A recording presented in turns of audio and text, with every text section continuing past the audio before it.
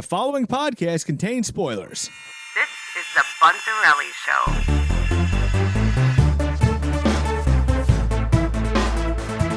Holy shit, what you think about that movie, Bob? The throwback there. That was crazy. It was a good time. I enjoyed it. It was it reminded me of Endgame. It really felt like It was Endgame. Spider-Man Endgame, yeah. It felt like, and you think of it, it was like a trilogy of trilogies ending. And it was so sad, you know? Like, I was thinking it was more going to be, and it's funny too, because every time I go to a movie, all the trailers and everything and whatever, you kind of forget what you're going there for. And then it starts, you're like, oh yeah, it's Spider-Man, that's right, I'm seeing this. And then it started up, and I'm thinking like, it's going to be a new Spider-Man story, and they're going to like open up like, oh, here's where they're going with it. Yeah. And it not that it wasn't, but it was more of a looking back type thing. It was more of like a tribute. It felt like a tribute. And here's a tribute to the balancing act they did, and it started with Doc Ock. When Doc Ock came, because most of the trailers are the Doc Ock scenes. So you've seen a lot of that Doc Ock stuff, but the stuff they were doing was like the power of the sun in the palm of my hand. Like they recognized everybody's story. Maybe it kind of drifted into corniness to do it, but you had to kind of do it for just like to remind us. Yeah, it was so much to cover. We knew it was coming. Yeah, and I still hadn't thought about like, oh yeah, that's right. And, you know, like the guy, the whole thing with the Electro. Like Electro, you look back on, and I didn't care much for him, but then like the whole storyline of him and how he just wanted to have a friend in Peter Parker and stuff like that. They brought all that emotional stuff back. I was like, oh yeah, I forgot about all that. Yeah, none of the sappiness was there.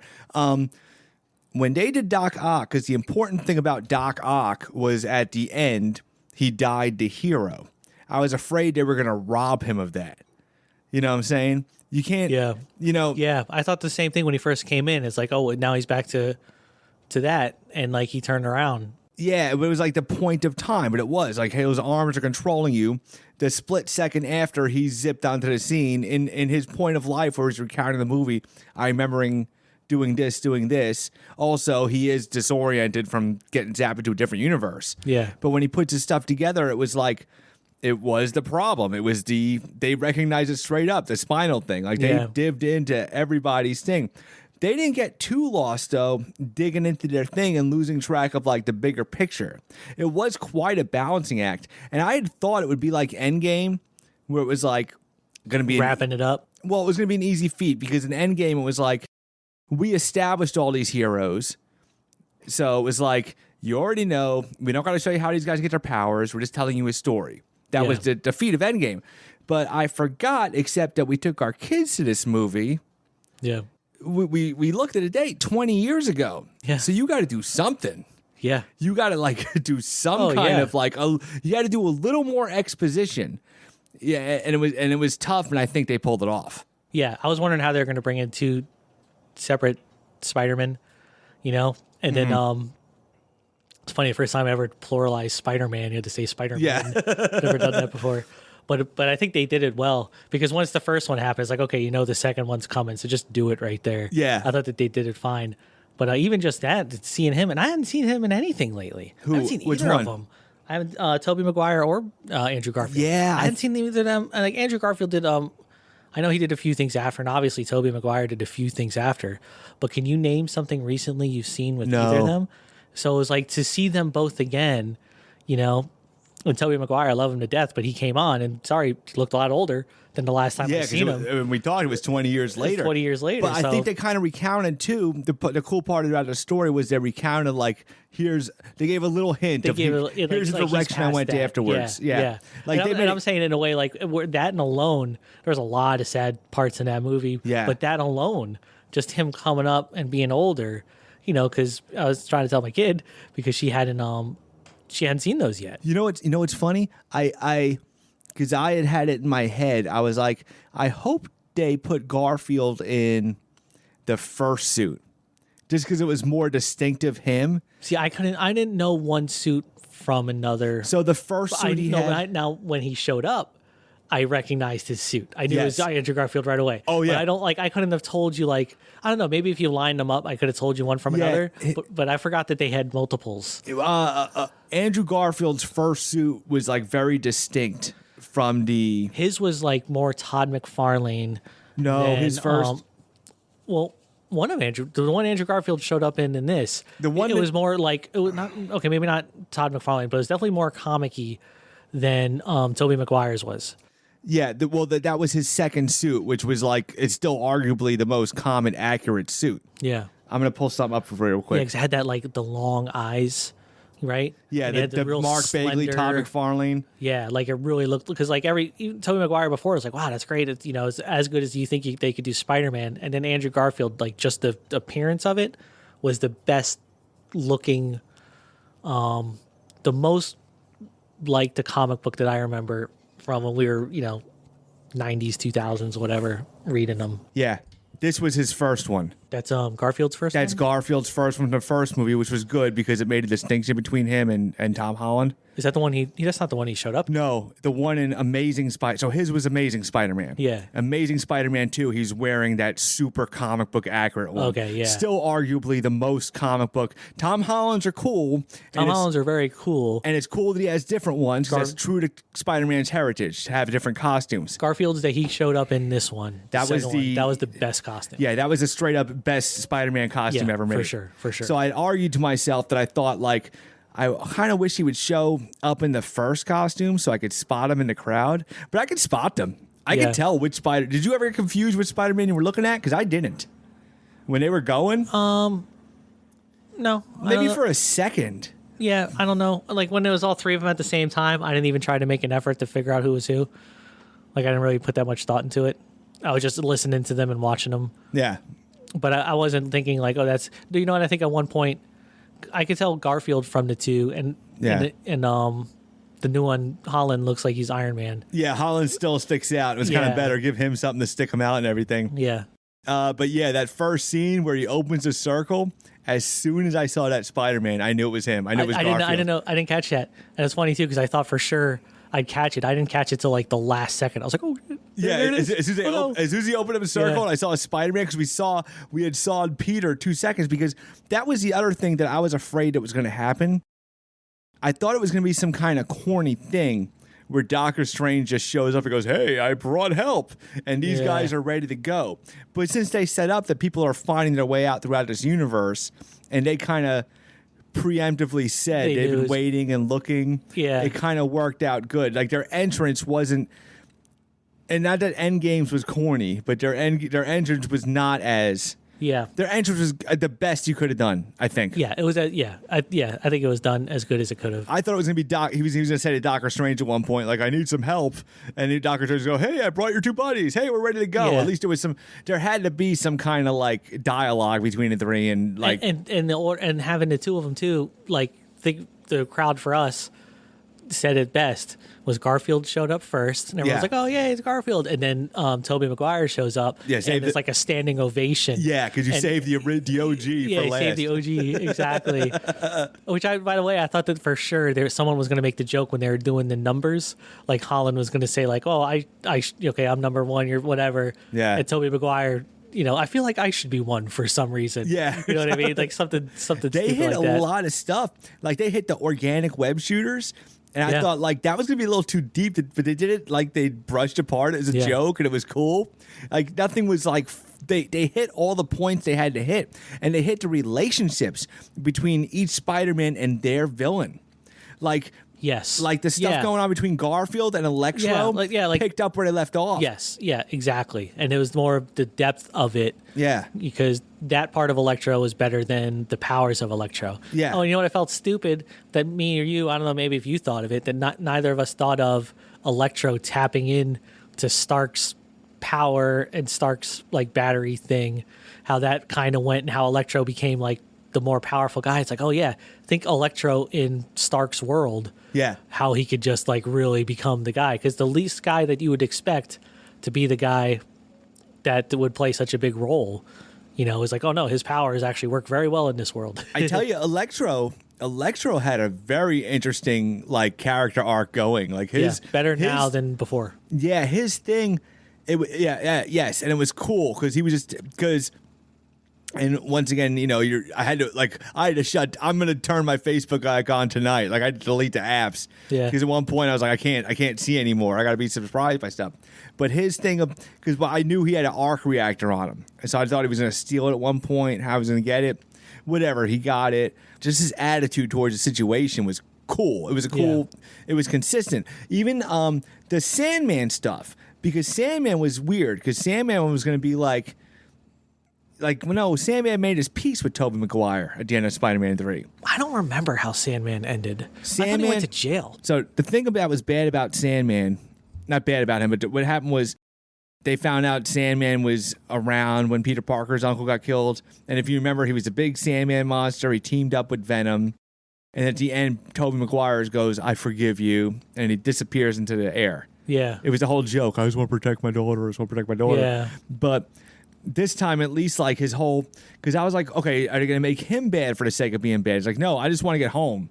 Which is all you need, yeah. That's enough motivation. I did like that he never just turned into a normal person till the end of it. I like that little adjustment they made, that he was always Sandy till he was healed. Yeah. Instead of him just going back to normal Flint Marko. Yeah. Like, I like that he couldn't just hold his form. Yeah, that's how it should have been before. That's how it should have been done before. Oh, I got to ask you one before I forget it. Yeah. Did you hear Aunt May say the words? Because I missed it. Did she say with great power? Yeah. How did I miss that? I didn't. It wasn't before. There's so much activity. It was the part where, and we got to talk about that because that I didn't see coming. Yeah. But it was the part where she's talking to Peter and she's like, before she takes the hit from Green Goblin and she gets up. Yeah. So you're like, what happened? You're not sure. And she goes, no, it's okay. We still got to help them. Remember, with great power comes great responsibility. I did not. And then she starts feeling. I missed like the biggest. No, line of the movie. She straight up said it. And it was like, and she said it, and I was waiting. They said it because when they said it afterwards, and they repeated it. I'm like, oh, that's cool how Tobey Maguire actually said it this time, or Garfield, whichever one said it. I forget. They both said it. Yeah, it's like, that's right. Toby one started, the one finished it. I'm like, oh, it's so cool how they said it, and I'm like, wait a minute, they said it because they heard it.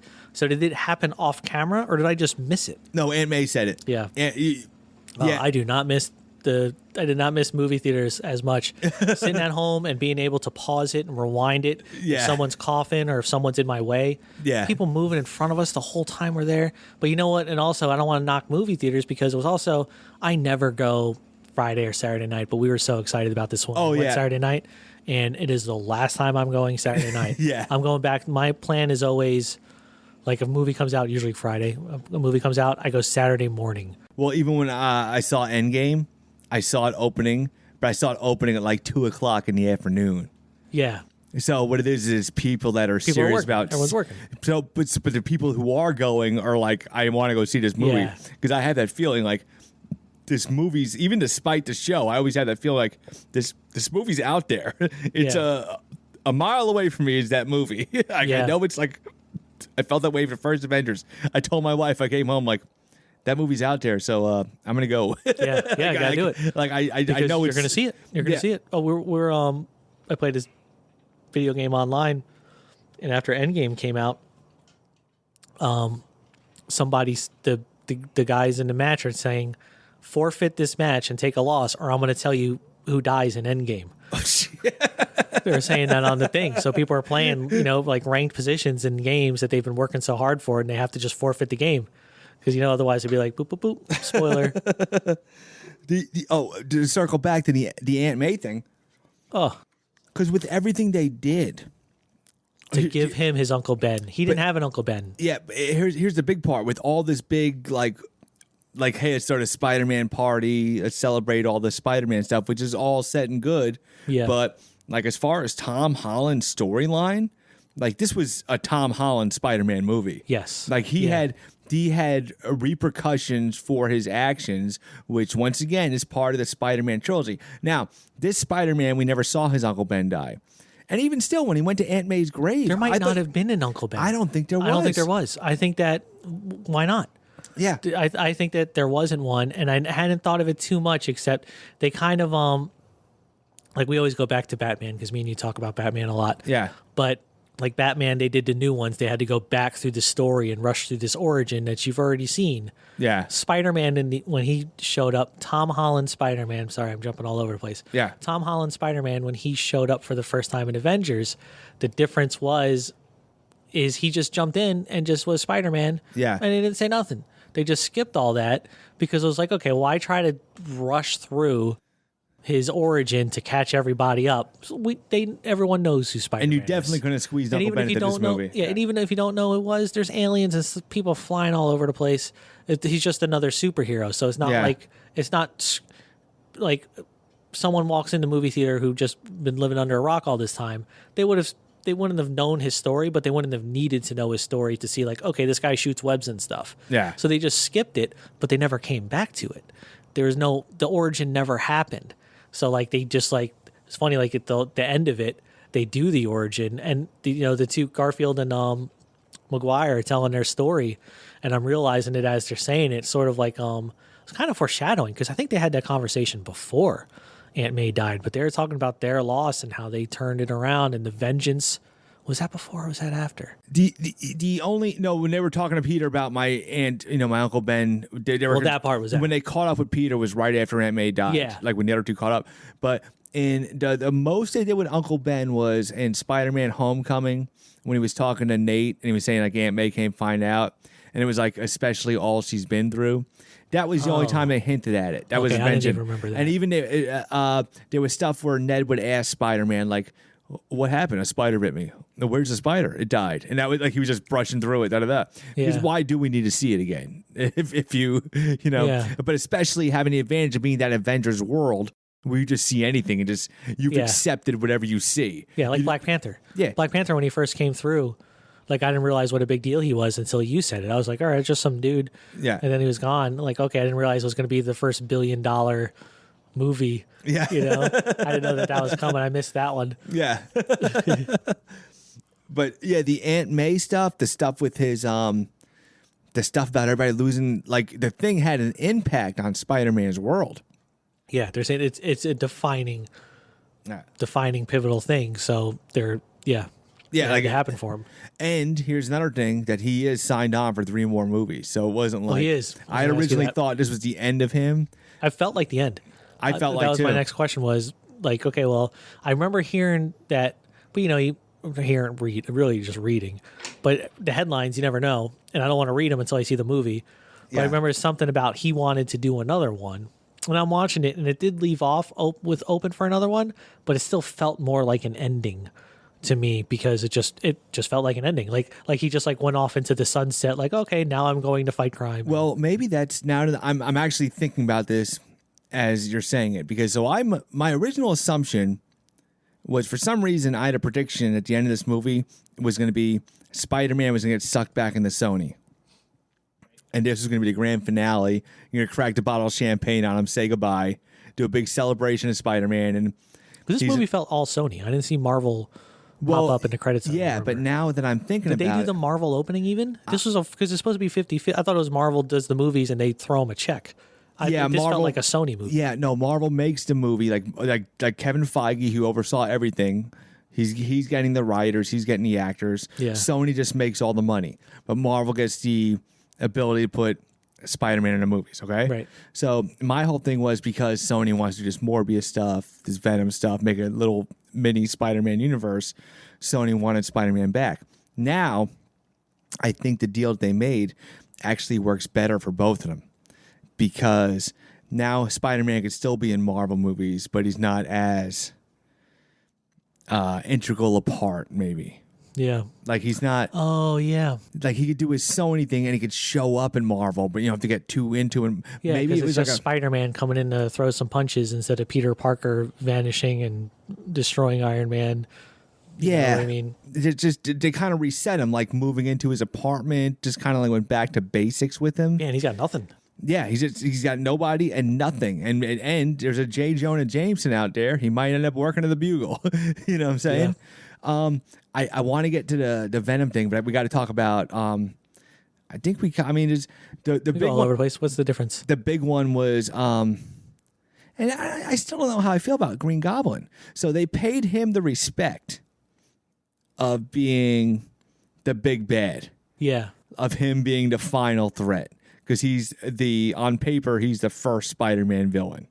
Yeah. The distinctive Spider-Man villain. And he did have that struggle of Norman versus the Goblin. Yes. I felt like they dug into it a little too much. They tried to make it a little more complex than it was. Because I think the struggle in the original Spider-Man movie was a little... I didn't feel like there was much struggle. I mean, it was less... The only time... No, you're right. Because I'm thinking back, again, it's 20 years ago. I'll tell you the scene. We should have done the whole thing. But I do remember him going back and forth, talking to himself or talking to the goblin thing. Yeah. That was for a little bit, but he only fought it for a few minutes. Okay, so it was like a scene. I'll correct myself, so I'll give you something. So the scene when it happened, the time where he had the argument with himself is when he found out Peter Parker was Spider-Man. It was a Thanksgiving thing. Yes. Where Spider-Man, and he goes, he's my friend's son. You're getting weak, Osborn. That was weak. That was the only time. Now, I will give him that he got zapped into another dimension. So... that whole thing was weird, and I felt like questions were going to be answered that weren't, especially because they kept saying how this guy's supposed to be dead, and then it was never addressed. I thought it was like he was so lost because he was pulled from heaven or something or hell. No, like he was pulled into like a corpse pulled. You know what I mean? I think a lot of them got pulled out before the moment they died, because the way Doc Ock was describing, he was like, "Yeah, I remember getting my thing, and I fell into the water." Yeah, but I didn't think that was that they got pulled out. I think that's just, I was thinking that's just what they remembered, and then they died. And then they got pulled out from, because they've gone that far before.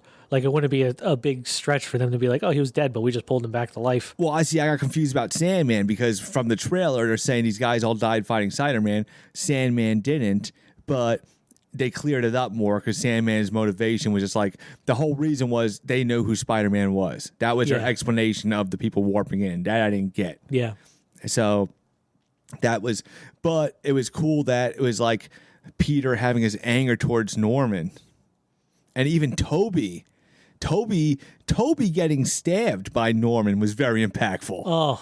That was, I thought he was going to die. I'm going to kill this. You're going to kill Toby in front of us. And that was but that was that Spider-Man full of rage. A couple pivotal moments. Andrew's relationship, like we said, with Electro, and Andrew saving MJ. Oh God, that was a big one. Oh God, that was the biggest one of all of them. Yeah, that was the hardest moment. That was all right, I was able to keep it together. Aunt May died. I'm all right, I'm gonna stay strong. Yeah. Gonna stay strong for the kid. And then that one, because she didn't know, she knew the little bit of the story, but she didn't know it. But we knew it so well. Yeah. And it's just you completely read it in his face. He just played it so well. He catches her and he's just yeah, I got you this time. Yeah, it's very simple enough. I've been thinking about this for a long time. I got it right this time, and that hurt. And I was oh God, and that hurt. That was that's what I say is Endgame. That was the Endgame moment for me.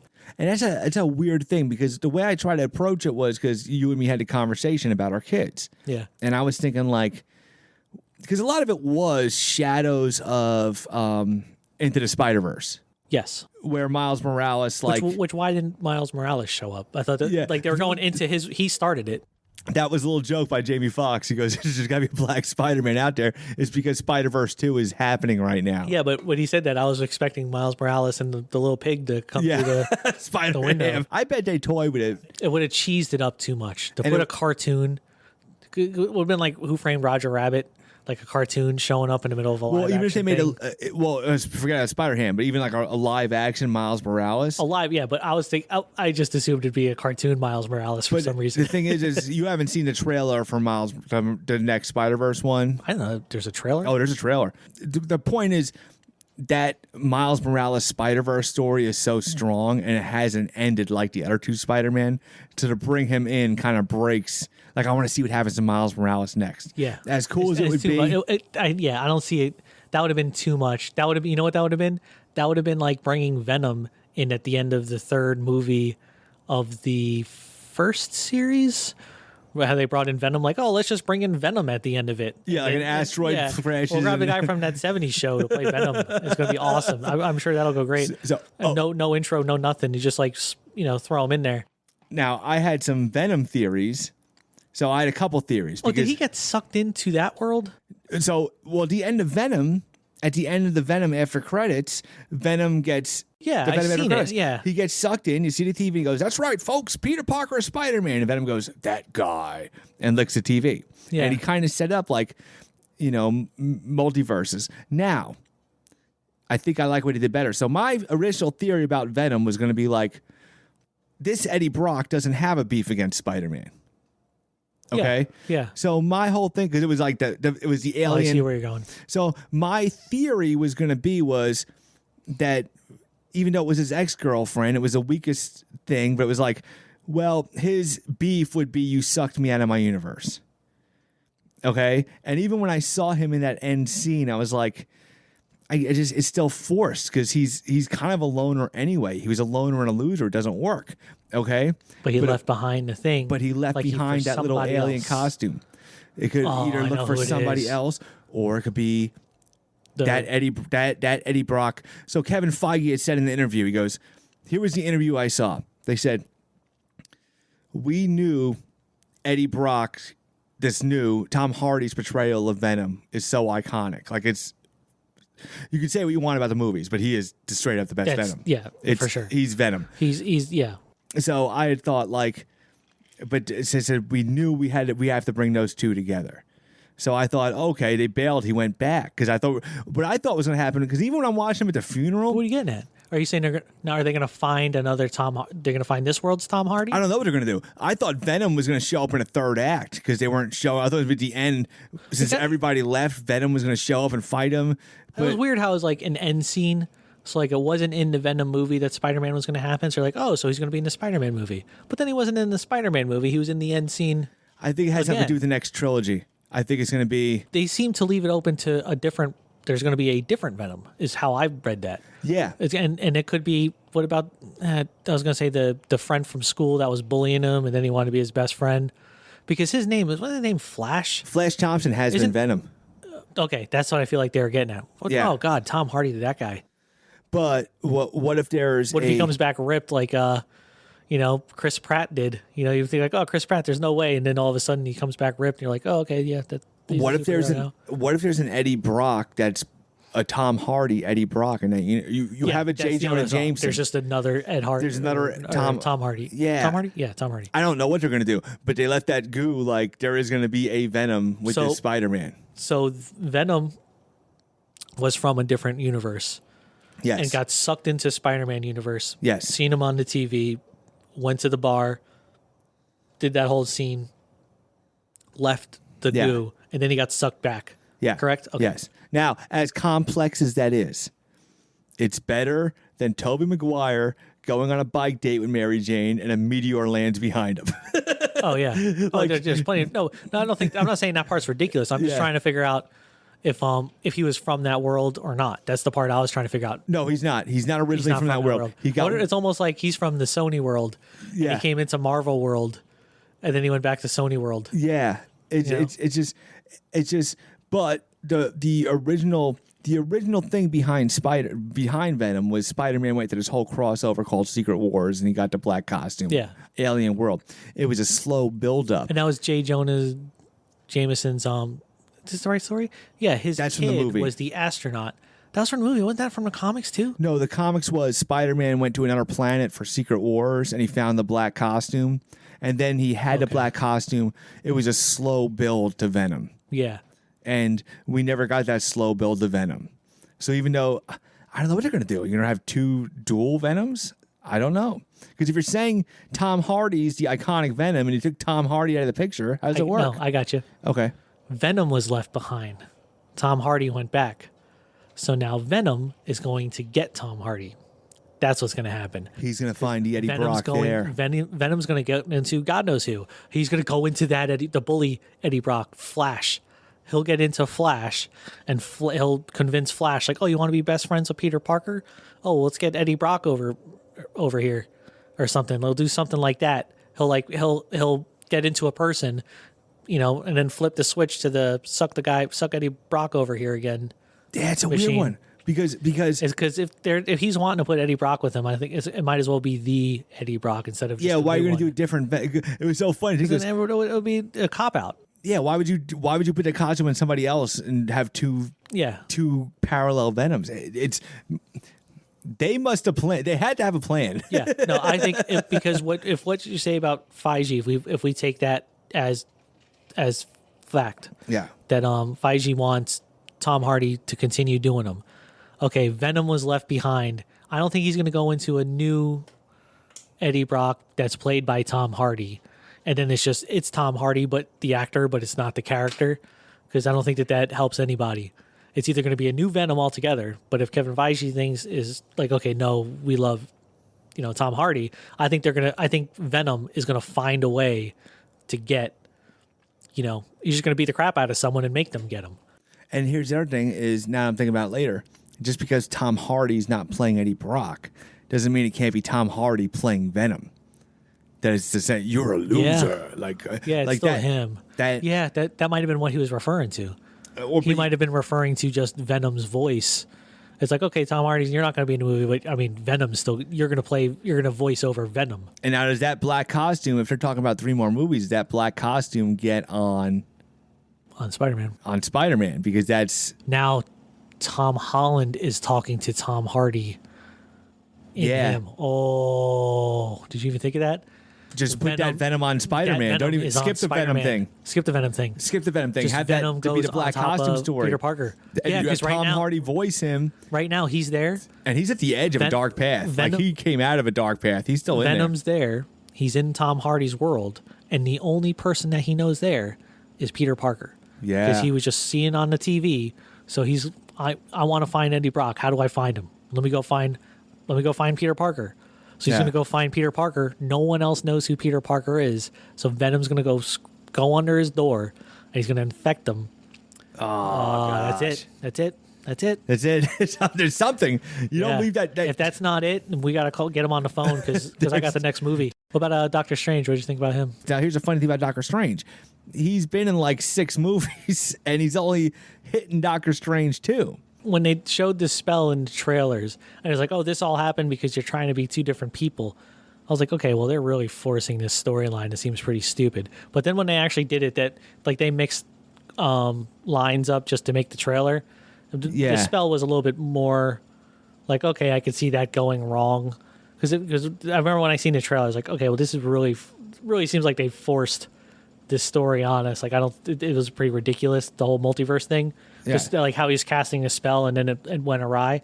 But then the way that they really did it was like it was better. I was impressed. Well, the whole thing about the MCU is nobody in the MCU has a secret identity. None of them do. Yeah. Like, even I'm watching the Hawkeye show. He's like, people, it's like, hey, you're Hawkeye. Like, it's there, and it is what it is. It's a little more realistic. Yeah, because that's the whole thing with these movies that makes them good or not.